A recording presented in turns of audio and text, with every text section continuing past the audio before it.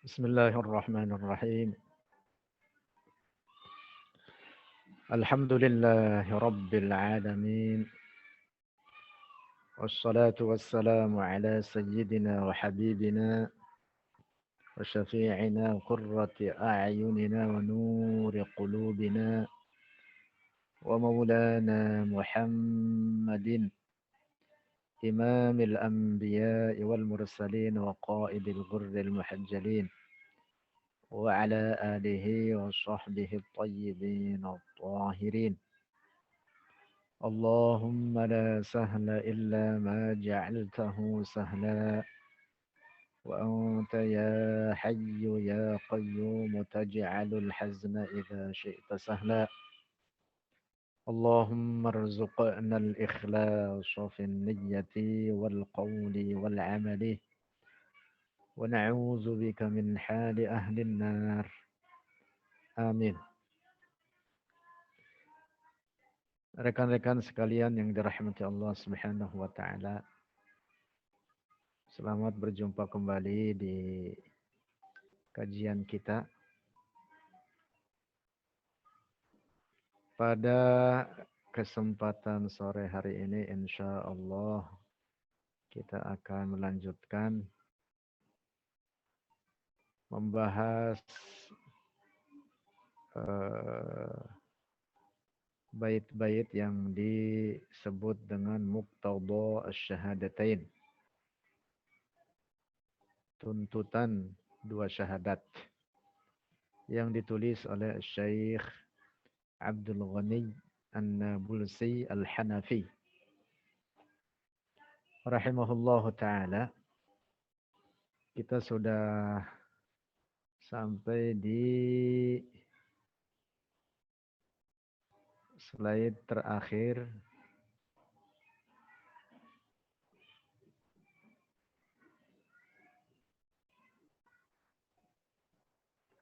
bait 14.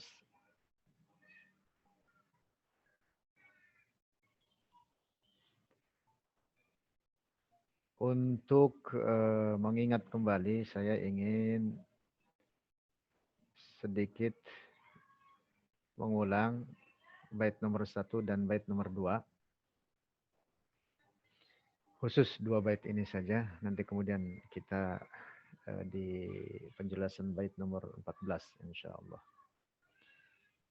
Qala rahimahullah, qala Syekh Abdul Ghani An-Nabulsi rahimahullahu taala, ma'rifatullahi 'alaika tuftarad بأنه لا جوهر ولا عرض، وليس يحويه مكان لا ولا تدركه العقول جل وعلا.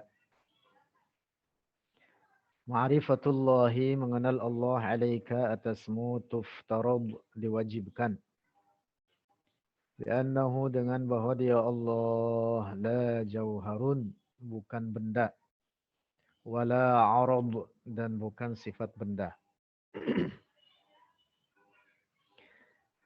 Di bait nomor pertama ini atau nomor 1 ini, Syekh Abdul Ghani hendak menegaskan bagi kita bahwa Allah Subhanahu wa taala bukan benda.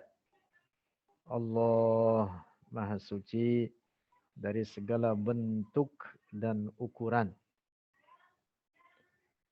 Seluruh ciptaan Allah ini adalah benda-benda yang memiliki bentuk dan ukurannya masing-masing.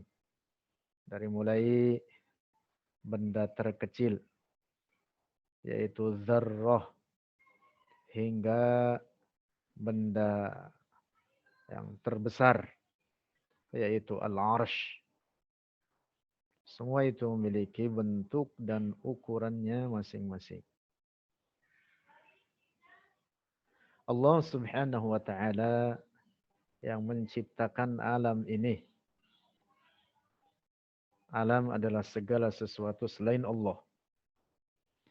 Allah yang menciptakan alam ini yang keseluruhannya adalah benda-benda. Dari mulai benda terkecil itu tadi yaitu zarrah, hingga benda yang terbesar yaitu arsh, di mana semua benda tersebut memiliki bentuk dan ukurannya masing-masing. Maka Allah Subhanahu wa taala yang menciptakan itu semua tidak sama dengan itu semua. Artinya bahwa Allah Maha Suci dari segala bentuk dan ukuran, kecil maupun besar. Kemudian benda-benda tersebut juga memiliki sifat-sifat masing-masing daripada warna, gerak, diam, dan lain sebagainya. Maka Allah Subhanahu wa taala yang menciptakan sifat-sifat benda tersebut, Dia Allah Maha Suci dari sifat-sifat benda semacam itu. Sehingga Allah tidak boleh disifati dengan bentuk dan ukuran, tidak disifati dengan warna, tidak disifati dengan gerak dan diam, tidak disifati dengan di luar atau di dalam, tidak disifati dengan turun atau naik, tidak disifati dengan bertempat atau memiliki arah. Allah Subhanahu wa taala bukan benda dan sifat-sifat Allah bukan sifat-sifat benda. Nah, ini bait yang pertama dari apa yang dituliskan oleh Syekh Abdul Ghani Nabulsi rahimahullah. Kemudian pada bait yang kedua beliau mengatakan walaysa yahwihi makanun la wala tudrikuhul uqulu jalla wa ala. Walaysa yahwihi dan tidak meliputi akan Allah makanun oleh tempat. La tidaklah wala tudrikuhul uqulu dan tidak diraih akan Allah al-uqul oleh segala akal. Jalla Maha Agung dia Allah wa ala dan Maha Suci dia Allah. Pada bait nomor 2 ini Syekh Abdul Ghani Nabulsi rahimahullah menegaskan bahwa Allah Subhanahu wa taala ada tanpa tempat dan tanpa arah. Di bait pertama ditegaskan bahwa Allah bukan benda dan sifat-sifat Allah bukan sifat-sifat benda. Di bait nomor 2 kemudian ditegaskan bahwa Allah ada tanpa tempat dan tanpa arah. Oleh karena sesuatu yang memiliki tempat dan arah berada pada ruang atau terikat oleh waktu, maka ia itu mestilah sebagai benda, memiliki bentuk, ukuran, dan semua itu adalah ciptaan Allah. Allah Subhanahu wa taala Maha Suci daripada itu semua. Karena itu tidak boleh dikatakan bagi Allah di satu tempat atau di semua tempat. Tidak boleh dikatakan bagi Allah di satu arah atau di semua arah.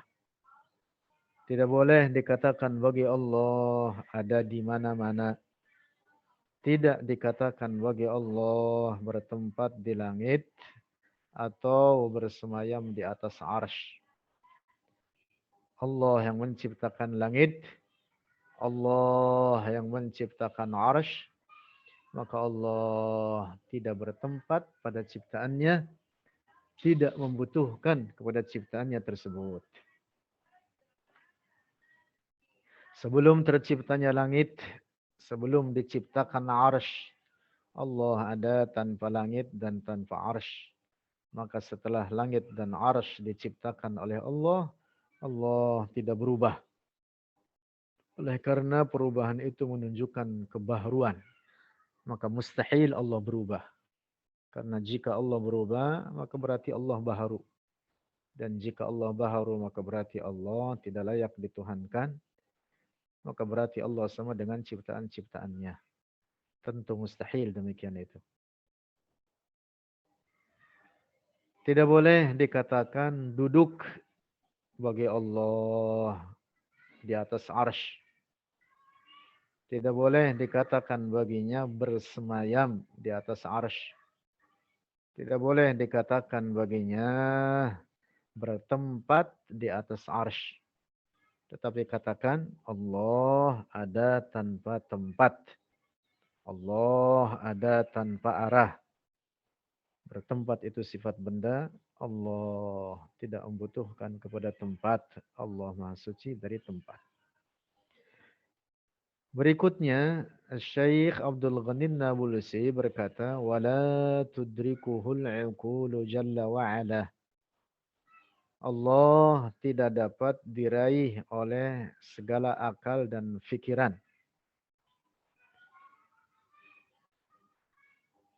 Allah Subhanahu wa taala tidak dapat diraih oleh segala gambaran hayalan atau prasangka-prasangka atau akal manusia. Oleh karena apapun yang terlintas dalam fikiran kita, mestilah ia itu benda atau sifat-sifat benda. Mustahil Allah seperti demikian itu.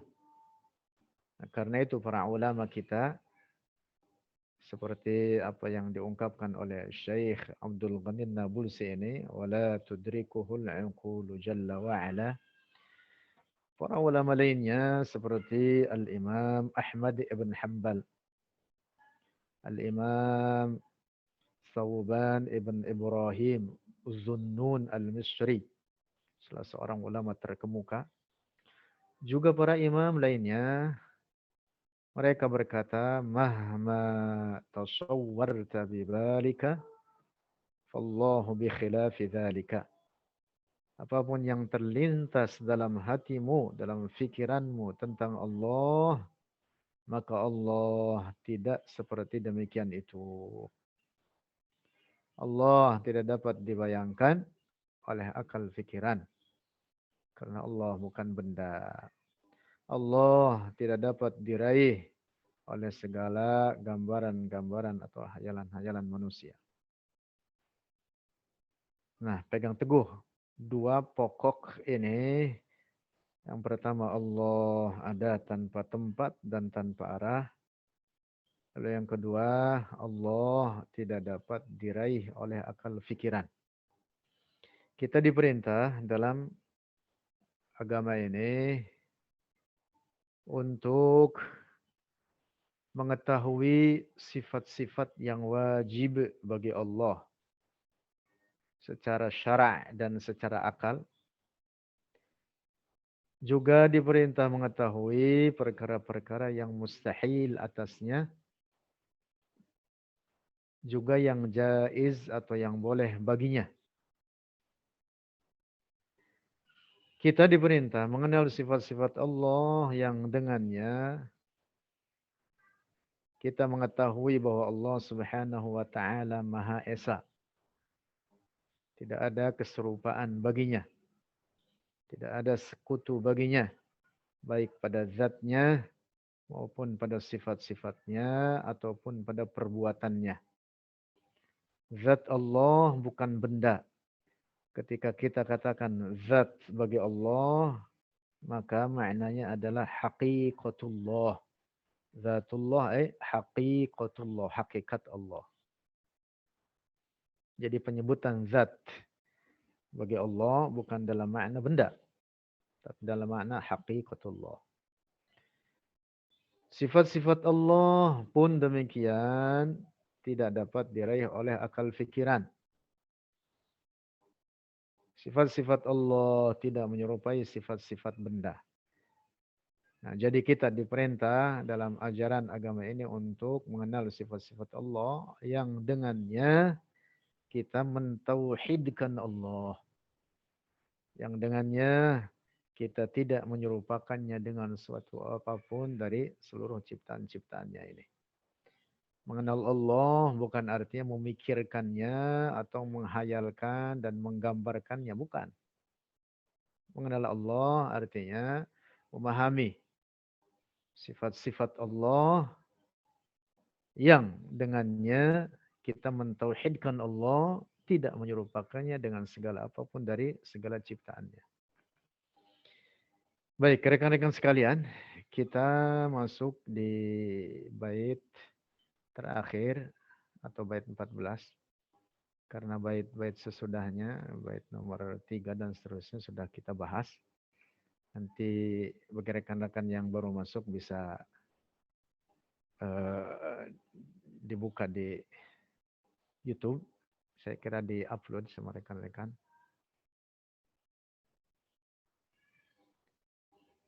Kita bahas di bait nomor 14. Qala rahimahullahu ta'ala.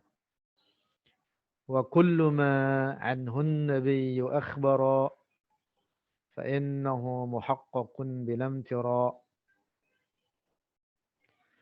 Wa kullu ma dan setiap apa anhu darinya an-nabiyyu oleh nabi akhbara diberitakan. Fa innahu maka sungguhnya dia kullu ma segala sesuatu tersebut yang diberitakan oleh Rasulullah muhaqqaqun itu hak.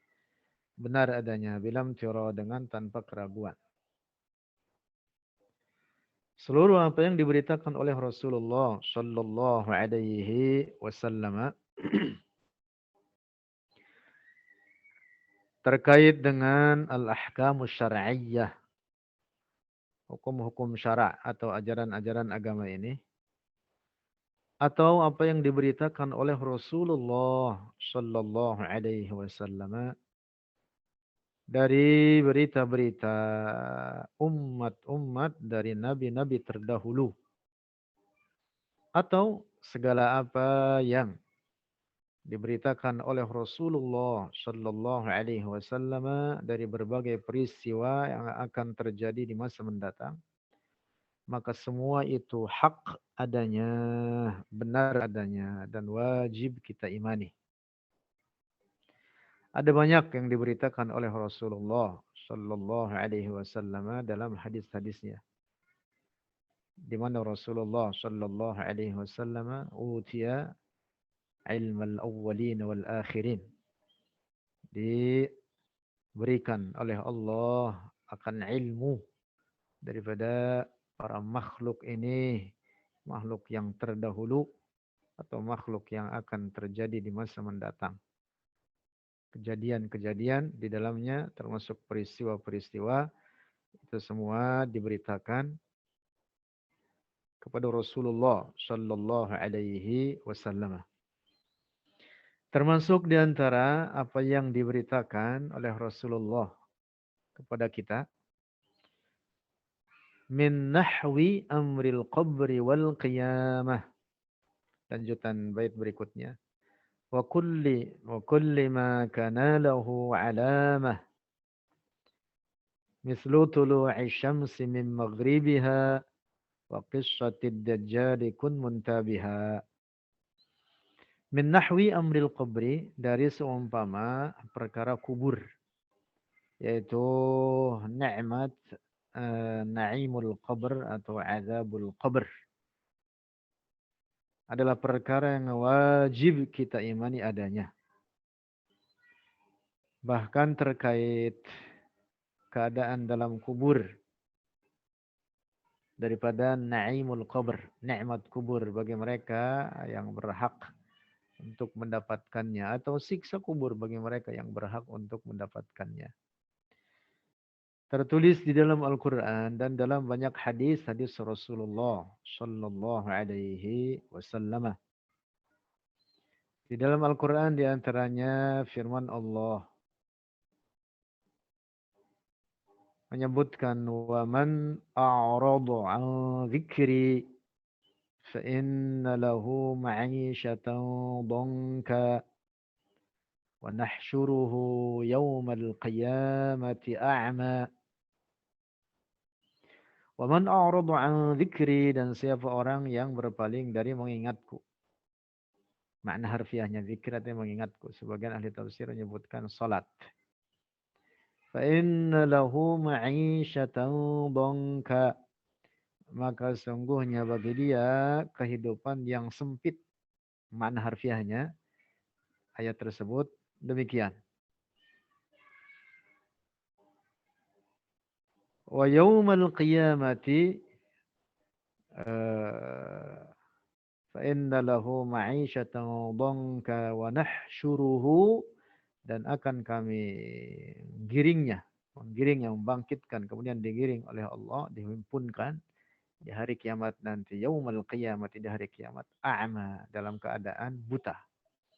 Yang dimaksud dalam keadaan tersiksa, bukan berarti buta dalam makna dibutakan matanya. Oleh karena siksaan di akhirat itu ada yang dalam bentuk diperlihatkan kepada mereka dengan pandangan mata. Yang dimaksud dengan ayat ini adalah dalam keadaan tersiksa. Nah, ayat ini disebutkan oleh para ulama ahli tafsir terkait dengan azabul qabr. Disebutkan waman a'rada 'an dzikri fa inna lahu ma'isyatan dhanka, kehidupan yang sempit dalam keadaan tersiksa. Orang yang berpaling dari Allah kehidupannya sempit. Yang dimaksud adalah di dalam kubur, bukan di dunia ini. Adapun di dunia ini, jangankan mereka yang tidak salat, daripada mereka yang mengaku dirinya muslim, bahkan orang-orang yang kafir, banyak daripada mereka yang merasa senang dengan hidupnya. Tetapi ayat ini yang dimaksud bukan kehidupan duniawi ini. Yang dimaksud adalah dalam alam barzakh atau alam kubur. Nah, karena itu lanjutan ayatnya menyebutkan wa yaumal qiyam wa nahsyuruhu yaumal qiyamati a'ma. Dan akan kami bangkitkan dia di hari kiamat dalam keadaan tersiksa. Nah, kemudian ayat ini ditafsirkan oleh banyak hadis-hadis Rasulullah Shallallahu Alaihi Wasallam tentang beberapa bentuk daripada azabul qabr. Ada banyak disebutkan dalam hadis Rasulullah Shallallahu Alaihi Wasallam terkait itu. Bahkan dalam ayat lain firman Allah yang juga memberikan makna tentang adanya siksa kubur. An-naru, firman Allah, an-naru yu'raduna 'alaiha uduwan wa 'ashiyya wa yawma taqumu as-sa'atu adkhilu ala fir'auna asyaddal 'adzab. An-naru, api neraka, yu'raduna, ditampakkan terhadap mereka, 'alaiha, atasnya itu neraka, guduwan wa 'ashiyya, di pagi hari dan di petang hari. Nah, ayat ini memberikan pemahaman tentang salah satu bentuk siksa kubur, yaitu dengan ditampilkan tempat mereka di kubur mereka masing-masing. Daripada orang-orang kafir yang dimaksud dalam hal ini, dimaksud oleh ayat ini, setiap pagi dan petang. Dan itu membuat mereka tersiksa. Ditayangkan, ditampilkan tempat mereka di neraka. Wa yauma taqumus sa'atu, dan nanti hari kiamat dikatakan adkhilu, masukkanlah. Dikatakan kepada para malaikat, masukkanlah oleh kalian terhadap keluarga Firaun asyaddal azab, akan siksaan paling pedih. Nah, bagian akhir daripada ayat ini atau paruh kedua daripada ayat ini memberikan penjelasan wa yauma taqumus sa'ah, itu memberikan penjelasan bahwa siksa yang dimaksud pada ayat ini itu yu'radun 'alaihi ghuduwwan wa 'ashiyya adalah di alam barzakh atau di alam kubur.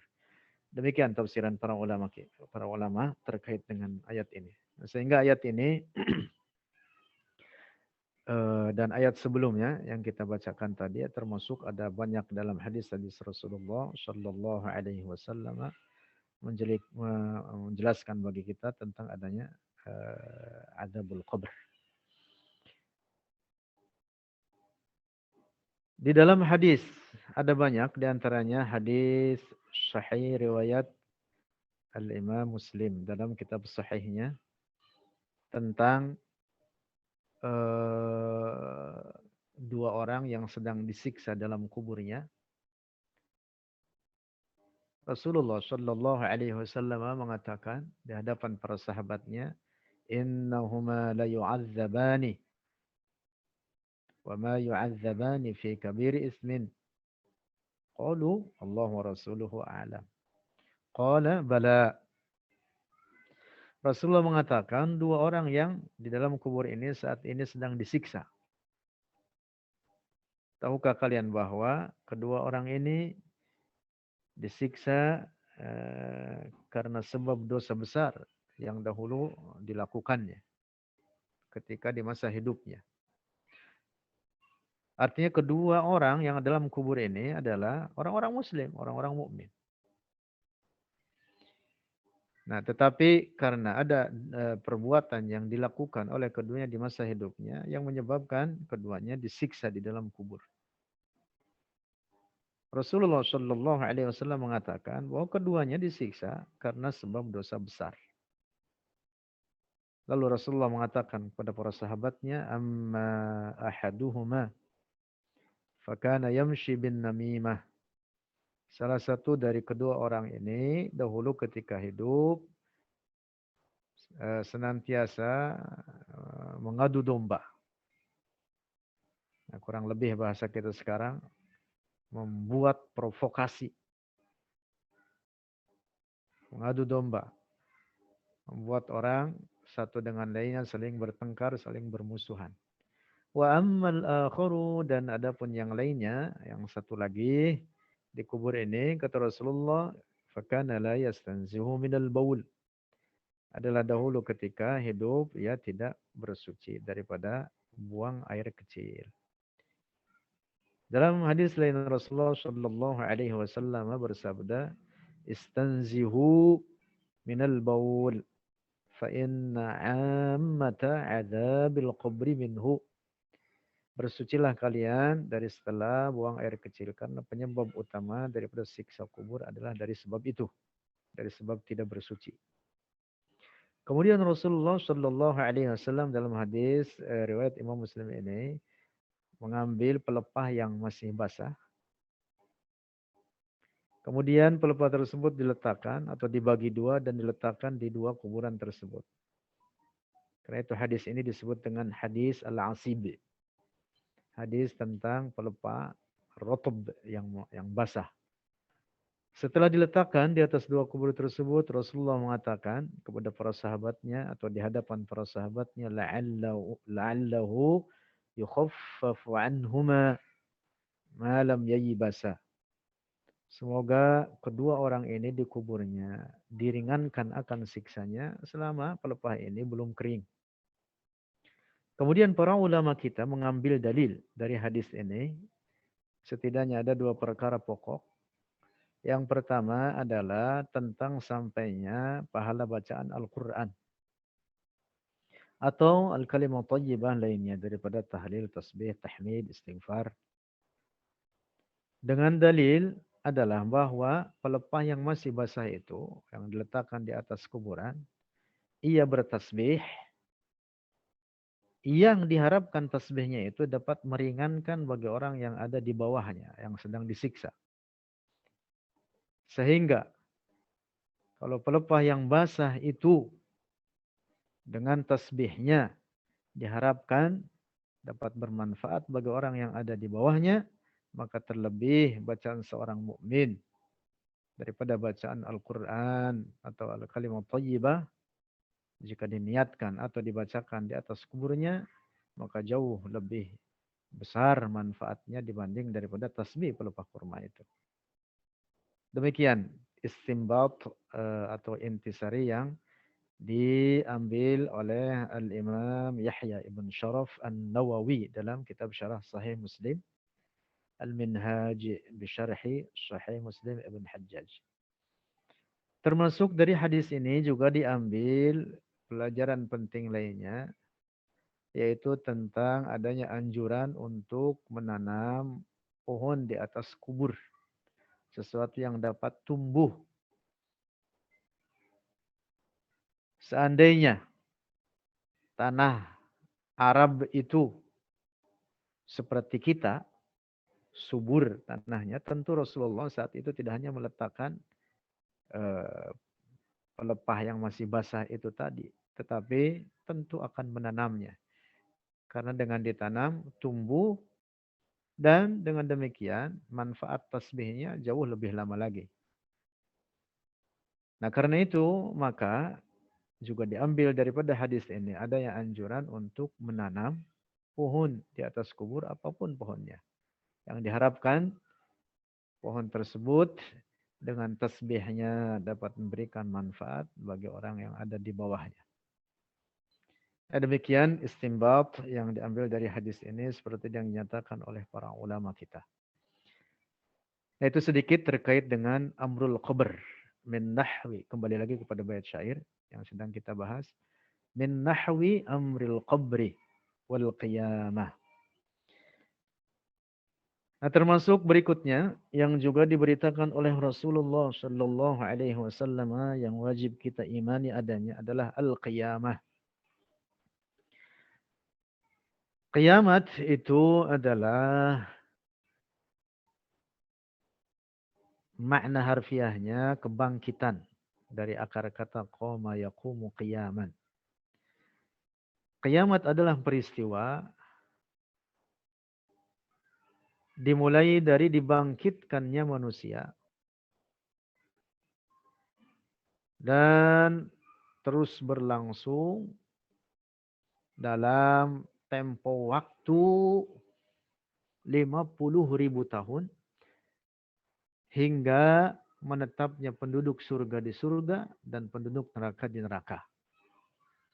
Dimulai dari peristiwa kebangkitan tersebut, al-hasyr atau al-ba'as. Al-ba'as itu khurujul mauta min kuburihim. Dibangkitkannya seluruh yang mati dari kematian mereka. Kemudian al-hasyr, peristiwa al-hasyr, digiringnya mereka. Ini berproses dalam durasi waktu yang sangat panjang, yaitu 50.000 tahun. Selama waktu tersebut, yaitu 50.000 tahun, akan dilewati 50 mauqif. 50 peristiwa yang akan dihadapi atau dilewati, dimulai dengan al-ba'as, kemudian al-hasyr, dan lain sebagainya. Nanti ada peristiwa as-sirat, al-hisab, al-mizan, dan lain sebagainya. Syafa'ah. Disebutkan dalam Al-Quran firman Allah tentang hari kiamat ini. Fi yawmin kana miqdaruhu khamsina alfasanah. Bahwa kejadian atau peristiwa kiamat tersebut dalam satu hari yang hitungannya adalah seukuran 50.000 tahun. 50.000 tahun, Masya Allah. Padahal hidup kita di dunia ini ya, tidak kurang antara 60, bahkan 50 sudah banyak yang meninggal. 60, 65, 70. Bahkan ada yang 40 sudah stroke. Masya Allah. Allah ya'afina. Sebentar kehidupan kita di dunia ini. Karena itu para ulama kita mengatakan summiyatid dunya dunyan lidunuwiha minal akhirah. Mengapa dunia ini disebut dengan dunia? Dunia itu makna harfiahnya dekat. Dari akar kata dana yadnu. Mengapa dunia ini disebut dengan dunia yang maknanya dekat? Lidunuwiha minal akhirah. Karena dekatnya dunia tersebut dengan kehidupan akhirat. Hanya sebentar saja kita di dunia ini. Orang sesenang apapun, sebanyak apapun harta yang dia miliki, setinggi apapun jabatan yang dia punyai, akan berakhir dalam waktu yang sangat dekat. Bahkan kematian setiap saat mengintai, seakan-akan mengintai diri kita. Demikian pernyataan sebagian ulama kita mengapa dunia disebut dengan dunia yang makna harfiahnya dekat. Nah, rekan-rekan sekalian,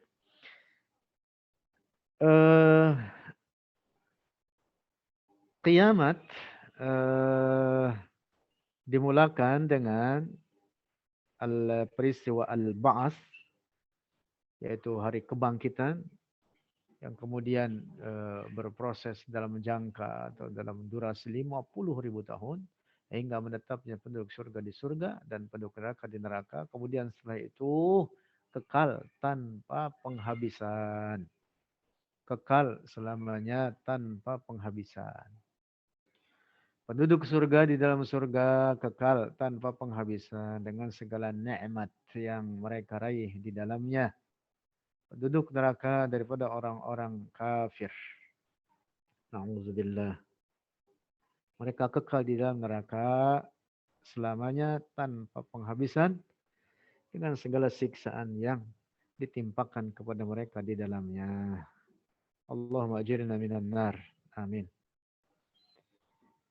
Lanjut. Wa kulli ma kana lahu alamah, dan juga di antara perkara yang wajib kita imani adalah setiap apa yang diberitakan oleh Rasulullah daripada tanda-tanda kiamat tersebut. Ada banyak tanda-tanda kiamat secara garis besar disebutkan oleh para ulama kita. Ada tanda-tanda kiamat, tanda-tanda as-sughra, al-alamat as-sughra, tanda-tanda kecil daripada kiamat. Para ulama kita mengatakan tanda-tanda kecil sudah terjadi. Bahkan mungkin seluruhnya sudah terjadi. Ada banyak tanda-tanda kecil yang disebutkan dalam beberapa riwayat hadis. Misalkan di antaranya kasratuz zalazil, ada banyak gempa, kasratuz zina, kasratur riba, ada banyak zina, menyebarnya riba, menyebarnya atau banyaknya kezaliman, taqarubul aswaq, berdekatannya pasar-pasar. Masya Allah, di zaman kita sekarang pasar itu bahkan masuk kantong kita itu. Masya Allah, masuk kantong kita dalam bentuk HP. Di dalamnya ada apa? Ada Bukalapak, ada Shopee, ada macam-macam itu. Itu pasar itu. Belanja dari rumah, Masya Allah. Jadi seakan-akan sudah masuk ke kantong kita. Dan lain sebagainya. Ada banyak daripada al-alamatus sughra dis-sa'ah, tanda-tanda kecil daripada kiamat. Kemudian yang kedua adalah tanda-tanda yang besar daripada kiamat, disebut dengan al-alamat al-kubra, yang disebutkan dalam beberapa riwayat hadis, yaitu ada 10. Ada 10 daripada tanda-tanda kiamat, al-alamatul kubra. Disebutkan dalam bait berikutnya di nomor 14, nomor 16. Mislu tulu'i syamsi min maghribiha wa qissatid dajjali kun muntabiha. Seperti di antara tanda kiamat yang besar, tulu'i syamsi, terbitnya matahari, min maghribiha, dari tempat terbenamnya. Masya Allah. Sudah sangat dekat kiamat. Sudah sangat dekat. Bahkan tidak hanya masa kita, zaman kita sekarang ini. Al-Quran ketika diturunkan kepada Rasulullah sudah mengatakan, iqtarabatis sa'ah. Iqtarabatis sa'atu wa syaqqal qamar. Masya Allah. Telah dekat kiamat. Apalagi kita yang hidup di akhir zaman ini. Tanda-tanda as-sa'ah, al-alamatus sughra, hampir keseluruhannya sudah terjadi. Tinggal menunggu kejadian daripada al-alamat al-kubra. Nah, salah satunya disebutkan dalam bait syair ini, mislu tulu'i syamsi min maghribiha. Termasuk wa qissatid dajjali kun muntabiha. Qissatid dajjali, dan tentang peristiwa Dajjal. Disebutkan dalam banyak hadis Rasulullah Shallallahu Alaihi Wasallam terkait Dajjal ini. Salah satunya hadis yang sangat populer yaitu hadis Tamim Ad-Dari, salah seorang sahabat Rasulullah yang satu waktu diriwayatkan bahwa beliau sahabat Tamim ini tersasar kepada suatu pulau yang di pulau tersebut ada manusia. Jadi berbentuk manusia, memang manusia yang terikat. Lalu digambarkanlah orang tersebut sifat-sifatnya setelah sahabat ini berjumpa dengan Rasulullah Shallallahu Alaihi Wasallam begini dan begini dan begini. Lalu kemudian Rasulullah mengatakan itu adalah Dajjal.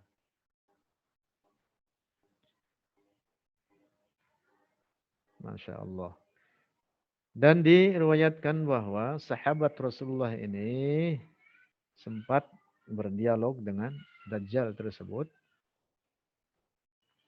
Di antara dialognya tersebut, Dajjal berkata atau bertanya kepada sahabat Rasulullah ini, apakah sudah diutus orang yang namanya Muhammad? Nah, kemudian dijawab iya. Dan kemudian Dajjal itu mengatakan, jika demikian maka sebentar lagi saya akan dilepas daripada ikatannya tersebut.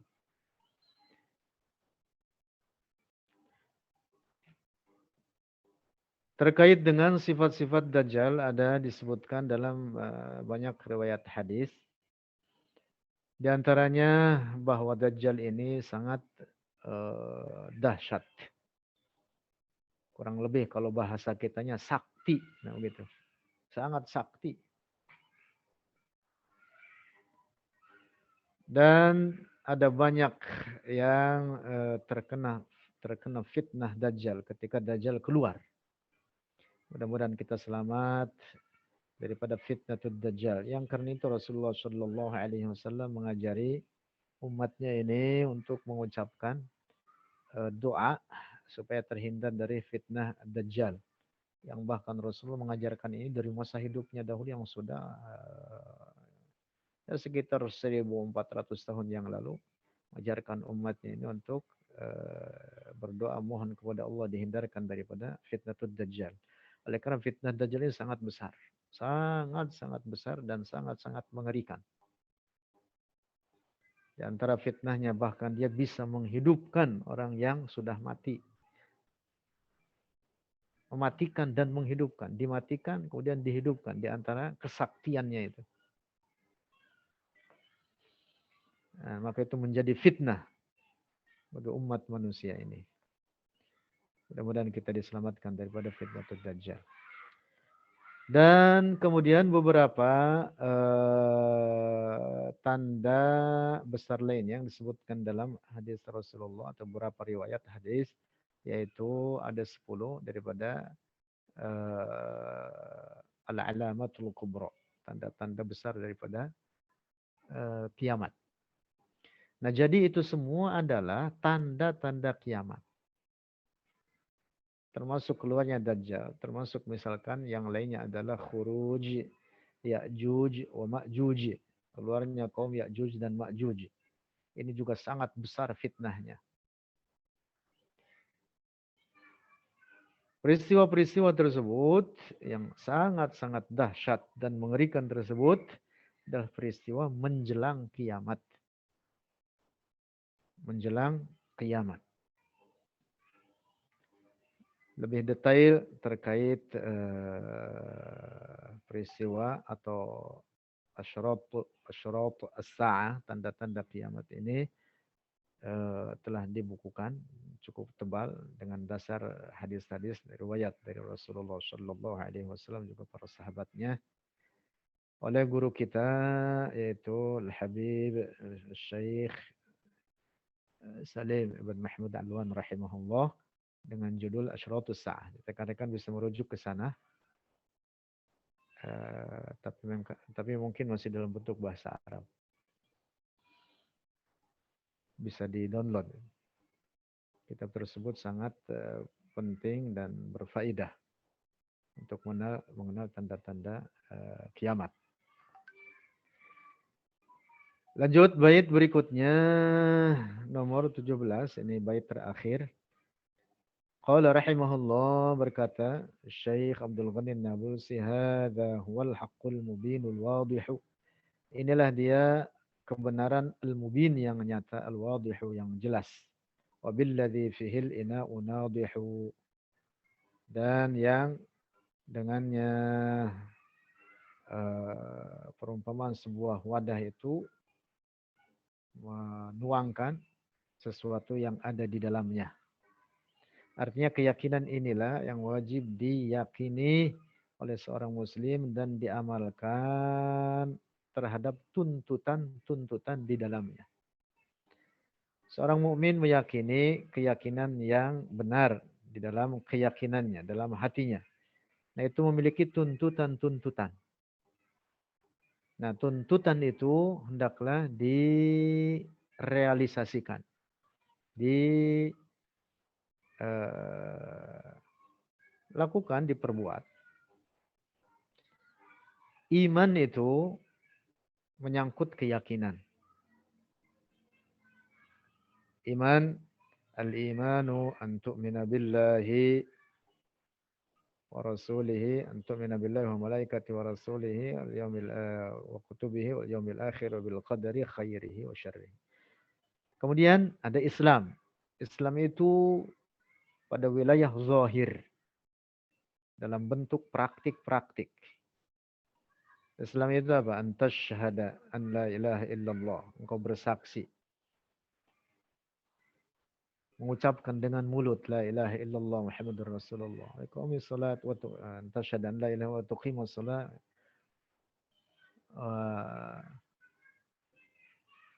Itai zakat wa shaum Ramadan wa hajjil bait. Jadi dalam bentuk apa? Praktik-praktik. Dalam bentuk wilayah zahir. Nah, keduanya antara wilayah batin itu keyakinan dan wilayah zahir yaitu Islam, itu adalah dua bagian yang tidak dapat terpisahkan. Seperti layaknya satu paket. Karena itu al-Imam Abu Hanifah rahimahullah mengatakan al-iman wal Islam kal-zahri ma'al batin. La yanfakku ahaduhuma 'anil akhar. Islam, iman dan Islam itu seperti apa? Zahir dan batin yang keduanya tidak dapat dipisahkan. Jadi tidak hanya iman saja tanpa Islam atau Islam saja tanpa iman. Tetapi keduanya adalah kesatuan. Nah, jadi apa yang kita imani dalam hati kita, maka kerjakanlah tuntutan-tuntutannya.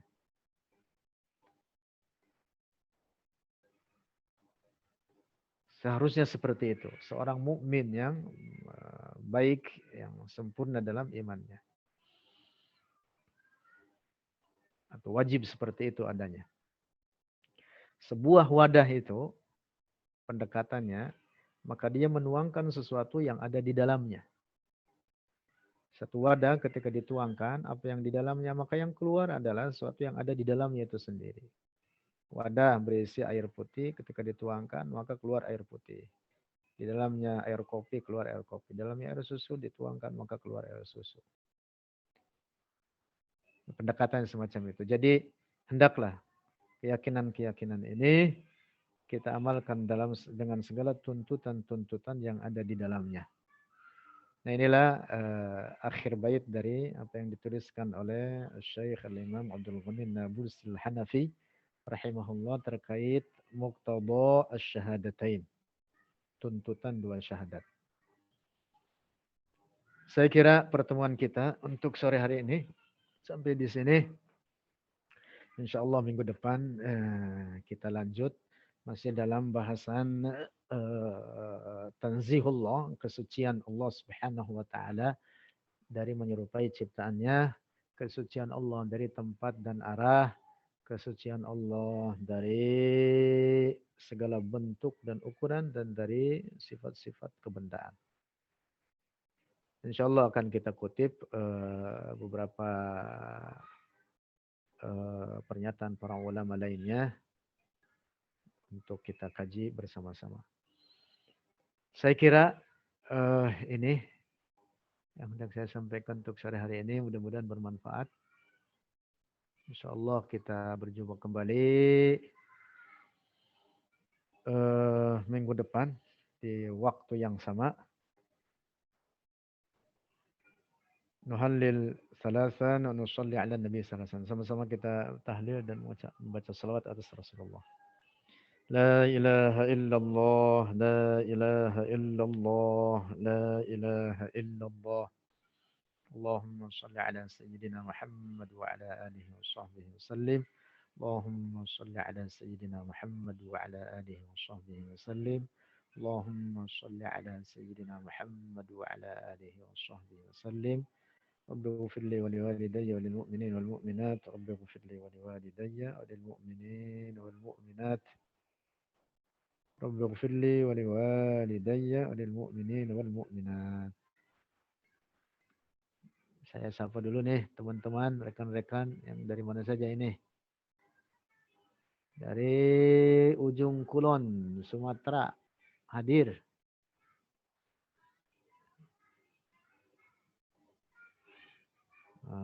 Riau hadir.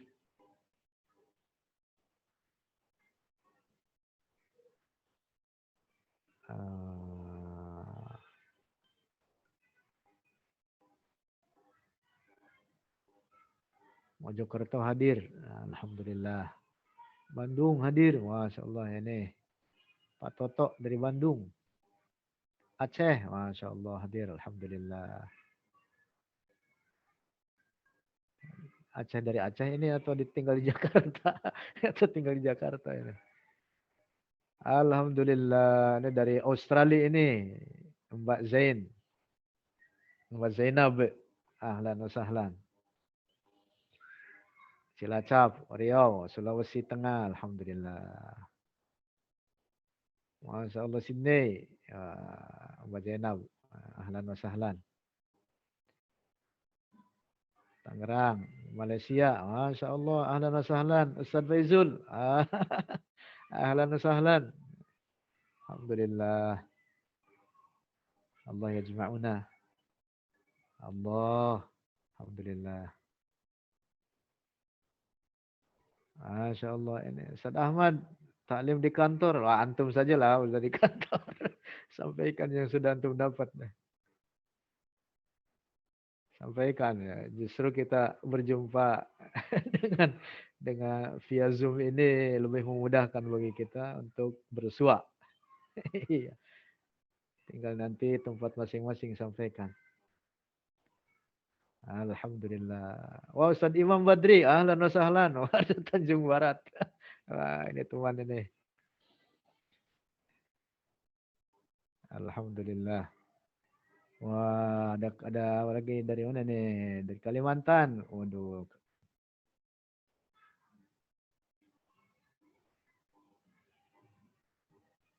Mbak Uni, Masya Allah ini Mbak Uni dari Swiss ini. Mbak Uni Mardiah dari Swiss.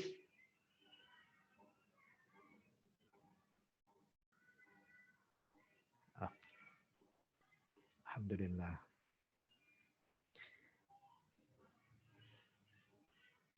Tarakan. Baik, rekan-rekan sekalian, mudah-mudahan kita semua dalam keadaan sehat walafiat, dalam keadaan nantiasa dalam rahmat Allah Subhanahu wa taala. Allah yajma'una ala khair insyaallah. Mudah-mudahan kita semua senantiasa diberi rahmat oleh Allah, diberi karunia untuk dapat berkumpul dalam majelis ilmu semacam ini. Hadanallah yakum ajma'in. Assalamualaikum warahmatullahi wabarakatuh. Waalaikumsalam warahmatullahi wabarakatuh.